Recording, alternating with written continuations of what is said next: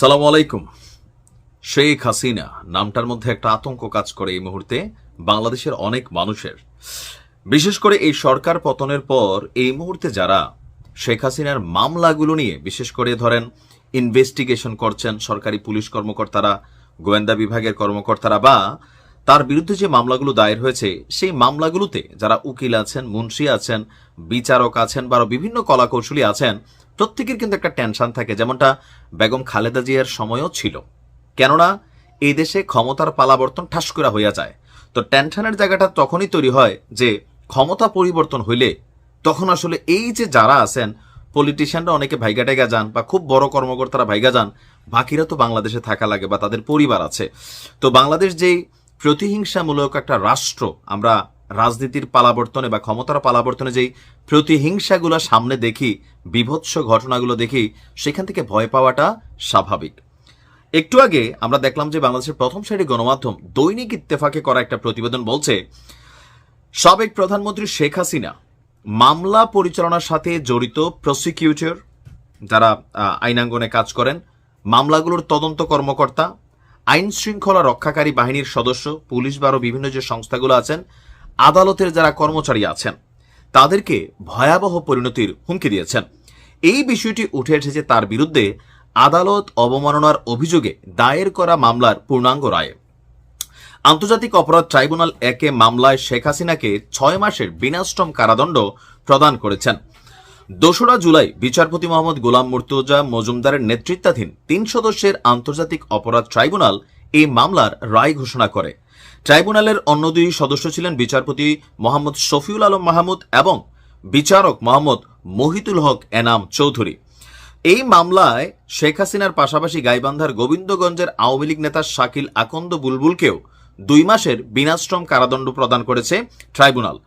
এখন এখানে আমরা যদি দেখি, মামলার মূল প্রমাণ হিসেবে ব্যবহৃত একটি অডিও ক্লিপ গত বছরের অক্টোবর মাসে ভার্চুয়াল মাধ্যমে ছড়িয়ে পড়ে, মানে সোশ্যাল মিডিয়াতে, যেখানে শেখ হাসিনা এবং বুলবুলের কথোপকথন শোনা যায়। এই অডিওটি সিআইডির ফরেনসিক ল্যাবে পরীক্ষা করা হয় যে এটা কোনো ফেক অডিও নাকি রিয়েল।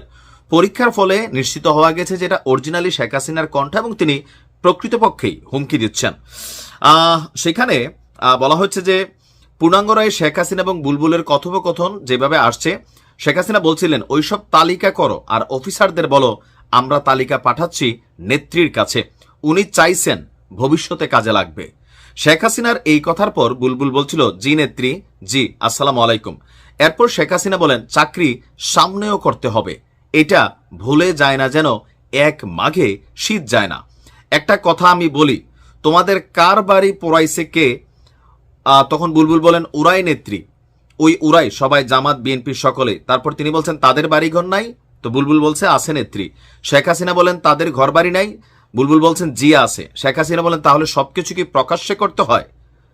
এরপর শেখ হাসিনা বলেন আমাদের ঘর বাড়ি নাই, তাদেরও ঘর বাড়ি থাকবে না। মানে এখানে মামলার মধ্যে যে জিনিসটা আনা হয়েছে যে তিনি ঘরবাড়ি পুরি দিতে বুলবুলকে উস্কানি দিয়েছেন। এখন এটা বাংলাদেশে নতুন একটা ট্রেন্ড, কিন্তু এবার সরকার পরিবর্তনের পর আমরা বাংলাদেশের বিভিন্ন জিনিস অবলোকন করেছি।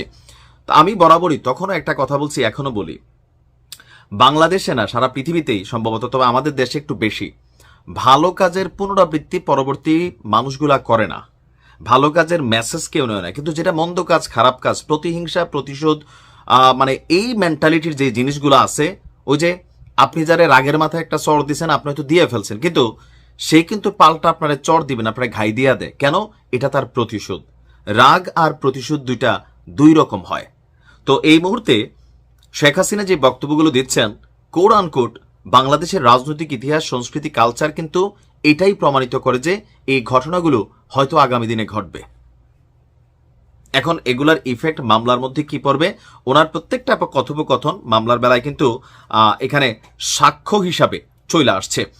তো এখানে আপনার যতটুকু বোঝা গেছে যে হয়তো তাদের জন্য আইনি প্রোটেকশন বা আরো কোনো কিছুর ব্যবস্থা করা হবে, সময় বলে দেবে। এখন ওনার এই বক্তব্যগুলো ওনার বিপরীতেই কিন্তু প্রমাণ এবং সাক্ষ্য হিসাবে ব্যবহৃত হয়েছে এবং মামলার রায় প্রকাশে এগুলা মানে এই মুহূর্তে সহায়ক ভূমিকা পালন করেছে। ভালো থাকুন।